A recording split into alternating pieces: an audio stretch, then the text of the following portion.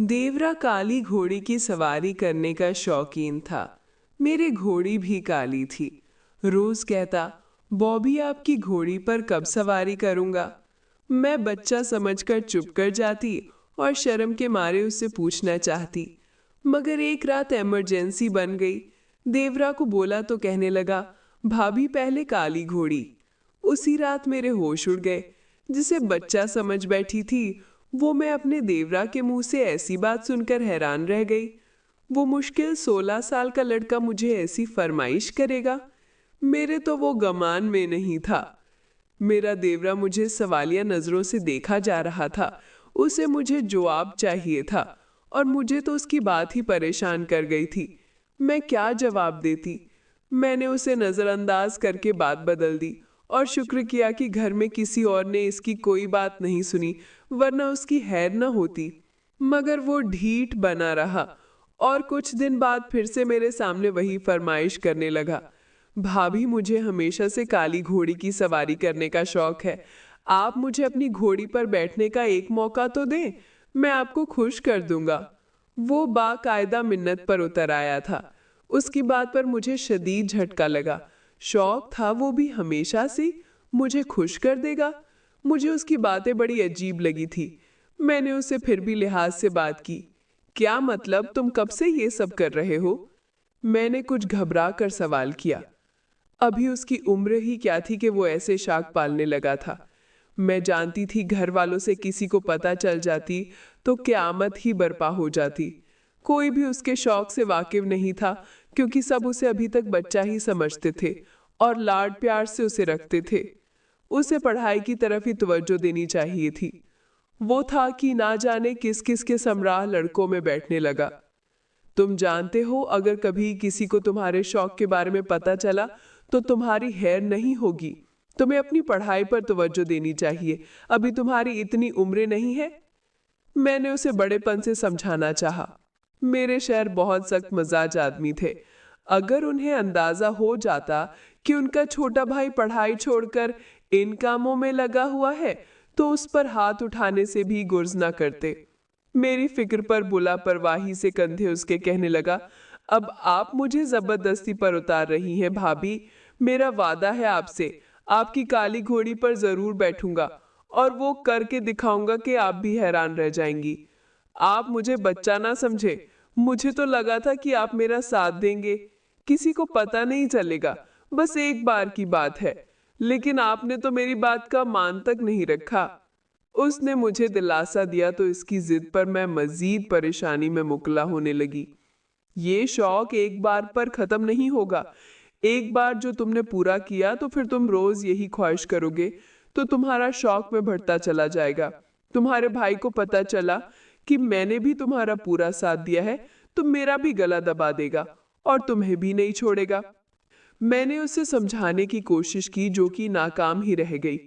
नहीं भाभी, मैं आपको बार बार तंग नहीं करूंगा। मैं वादा करता हूँ, भाई को पता नहीं चलने दूंगा। रात के वक्त हमारे फार्म हाउस में कोई नहीं होता, हम वहां चले जाएंगे। बस कुछ मिनट की बात है। वो अपनी जिद पर कायम था, मगर मैं उसकी जिद पूरी नहीं कर सकती थी। मुझे खौफ था कि किसी को पता चल जाएगा। ये बात छुपी नहीं रह सकती थी। अच्छा देखते हैं, मैंने उसे जान छुड़वाते हुए कहा और घर के कामों में मशगूल हो गई। मुझे लगा था वो छोटा बच्चा है, जल्दी से बात भूल जाएगा, मगर उसने सिर्फ 2-3 दिन इंतजार किया और फिर से मेरे सर पर सवार हो गया। अब मैं मुश्किल में पड़ गई थी। मेरे लिए उसे टालना मुश्किल हो रहा था। ये कई दिनों की बात है कि एक रोज मुझे शाम के वक्त अपनी माँ के शदीद बीमार हो जाने की इत्तला मिली। मेरी बहन ने कॉल करके बताया कि माँ की तबीयत बहुत बिगड़ गई है और वो मुझसे मिलना चाहती है। मैं बहन की बात सुनकर आवाज बहता हो गई थी। मेरे शहर उस रोज घर पर नहीं थे और मुझे अपनी माँ से मिले बगैर चैन न आना था। ऐसे इमरजेंसी के मौके पर मुझे अपने देवरा का ही ख्याल आया। मैंने अपने शहर से कॉल करके इजाज़त ली तो उन्होंने भी इजाज़त दी थी कि मैं उनको छोटे भाई के साथ जाकर अपनी माँ से मिलाऊं। मैंने अपने देवरा से जाकर दावत दी कि मुझे मेरी माँ से मिलवाने चले, वो बहुत बीमार हैं। मेरे देवरा ने मेरी मजबूरी सुनी तो उसकी तो जैसे आंखें ही चमक उठी। उसने बदले में फौरन अपनी शर्त रख दी। ठीक है भाभी, मैं आपको ले जाऊंगा, मगर पहले काली घोड़ी, फिर कोई और काम।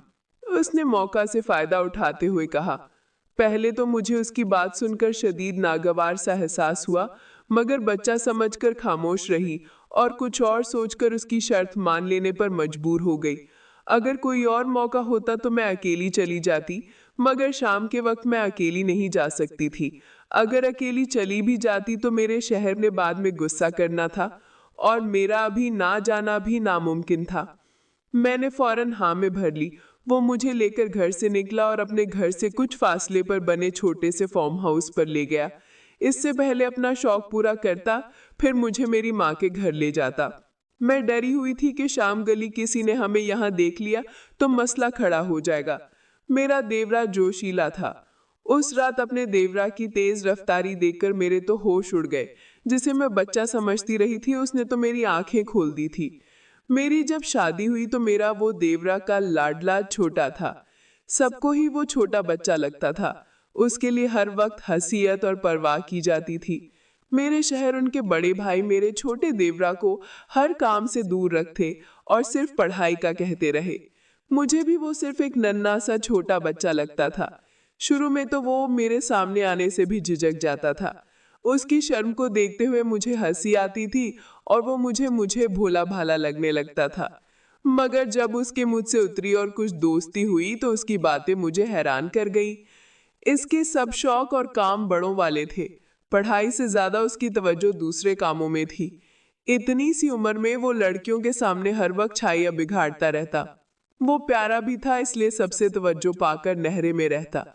क्योंकि हमारा देसी माहौल था तो मेरी नजर में उसकी उम्र इन बातों के लिए बहुत छोटी थी। उस उम्र में ही इसका लड़कियों के सामने बन संवर कर रहना और लड़कियों को ऐसे पसंदीदा देखना मुझे अजीब लगता था। फिर मुझे किससे सुना था कि देख लिया आपके देवरा को, अभी से लड़कियां लाइन करवाती हैं। वो अपने कलर खड़े करके इतराते हुए कहता। मैं भी उसकी बात पर हंस पड़ती। असल में मेरे ससुर नहीं थे। 2 साल पहले इनका बस के हादसे में इंतकाल हो चुका था। मेरी शादी बाद में हुई थी। जब मेरी शादी हुई तो घर में बस शहर और एक देवरा ही था। अभी चंद माह ही हुए थे मेरी शादी को। शहर काफी सख्त मिजाज आदमी था। जब तक मेरा शहर घर पर होता, मेरे साथ साथ मेरे देवरा का सांस भी रुका रहता। जैसे ही वो काम पर जाता, मेरा देवरा मेरे सर पर सवार हो जाता। कभी स्कूल की, कभी खानदान की, कभी अपने शौक की। उसके पास बातों का जहीरा होता था। मैं भी उसकी सुनती रहती कि बच्चा है, वो भी माँ के आपका। एक रोज उसने मुझे ये सवारी भी कही, काली घोड़ी की नाम से शौक का जिक्र किया। पहले तो मैं उसकी बात नहीं समझ पाई और सिर्फ सर हिला दिया, मगर उसके अगले जुमले पर मैं बुरी तरह चौंक गई थी। तो वो मेरे सर हिलाने पर बोला कि भाभी, आपकी घोड़ी भी तो काली है, कभी मुझे इसकी सवारी का मौका दें। मैंने उसे कोई जवाब नहीं दिया और ऐसे जाहिर किया वैसे सुना ही ना हो। मुझे उससे समझ आ गई थी कि वो अक्सर ही काली घोड़ी की बातें करता था और मुझे देखता था। मेरी घोड़ी भी काली थी, इसलिए वो भी मुझसे उम्मीद रखता था कि शायद मैं उसे इजाजत दे दूं। मैं तब तो इसकी बात नजरअंदाज कर गई और बात बदल दी। मैं नहीं चाहती थी इसका शौक किसी और फर्द के कानों में पड़े। मुझे खौफ था सब ये ना समझ बैठे कि काली घोड़ी की तवज्जो मैंने दिलाई है। मुझे यकीन था मेरे सत मजार शहर को मुझ पर शक होता तो वो मुझे मार डालते कि मैं उनके छोटे भाई को बिगाड़ रही हूँ। मुझे लगा मेरा देवरा मेरा जवाब ना पाकर खामोश हो जाएगा और दोबारा मुझे ऐसी कोई बात नहीं करेगा। मगर वो काली घोड़ी की सवारी का बहुत ज्यादा शौकीन निकला। जब मौका मिलता मुझे मिन्नत करने लगता।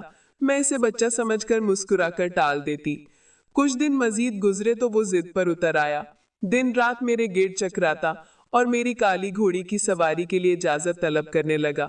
मैं उसे टाल टाल कर और बहाने बना बना कर तक गई थी, क्योंकि मेरी वो काली घोड़ी बहुत नाजुक और बदमजाज थी। अपने ऊपर बैठे शख्स को पल में नीचे गिरा देती थी।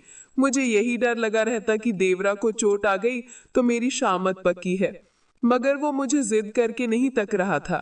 पहले मैंने सोचा कि मैं अपने शहर को इसका बताऊं ताकि वो अपने भाई को संभाल ले, मगर फिर मैं झिझक गई। अगर मेरा देवरा मुखर गया तो पूरा घर मुझे ही बुला भला कहता। मैं इसी वजह से किसी को बता भी नहीं सकती थी। मैंने अपने देवरा के सामने जाना छोड़ दिया। उसका शौक वक्त के साथ बढ़ता ही चला जा रहा था। उसकी जिद बढ़ती देखकर मैं घबराने लगी थी।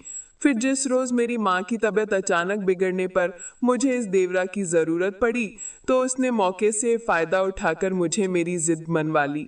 मुझे लगा था वो बच्चा है और सवारी नहीं कर पाएगा, जल्दी थक जाएगा, मगर मेरा ख्याल उसने फार्म हाउस में जाकर गलत साबित कर दिया था। वो मुझे छोटा बच्चा नहाई तेज निकला था। अपना शौक पूरा करके जब वो लौटा तो पसीने से तर था और चेहरा जोश के शरीर में डूबा हुआ था। शुक्रिया भाभी, मुझे बहुत मजा आया, पुरहसास खिरची से मुझे देकर बोला, और मैं इतनी गन थी कि जवाब भी नहीं दे पाई। वो आगे बढ़ा तो मैं भी खामोशी से उसके पीछे चल पड़ी। वो रास्ते में भी मुझे मेरी इसी घोड़ी की बातें करता रहा और फिर बोला कि आपने ठीक कहा था भाभी, आज मुझे इतना मजा आया कि अब दिल चाह रहा है रोजाना अपना शौक पूरा करो।